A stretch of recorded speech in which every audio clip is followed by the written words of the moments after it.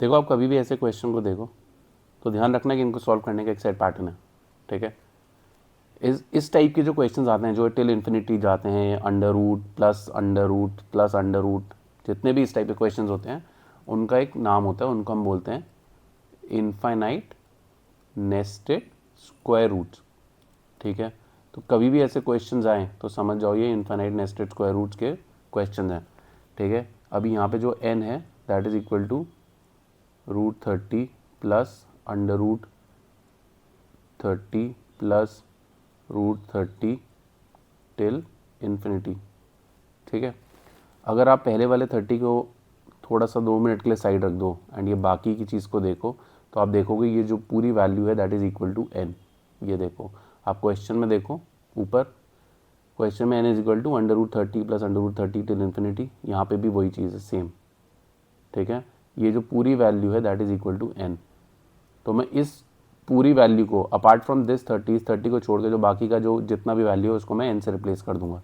तो I can write this as n is equal to √30 plus n। अभी square कर दो दोनों साइड, स्क्वायरिंग बोथ साइड्स, ठीक है। ये हो गया n square is equal to 30 plus n, ठीक है। n square minus n minus 30 equal to 0। अब ये क्वाड्रेटिक की फॉर्म में आ गई, ठीक है, जिसमें सम होना चाहिए -1, प्रोडक्ट होना चाहिए -30, ठीक है। तो इसको मैं लिख सकता हूँ n square minus 6n plus 5n minus 30 equal to 0, ठीक है। 30 के फैक्टर्स हैं 6 और 5, इनको करूँगा तो मेरे को ये क्वाड्रेटिक इक्वेशन मिल जाएगी। इस फर्दर इसको अगर मैं ब्रेक डाउन करूँ तो n into n minus 6 plus 5 into n minus 6 equals to 0। या तो n की वैल्यू -5 होगी या फिर 6 होगी।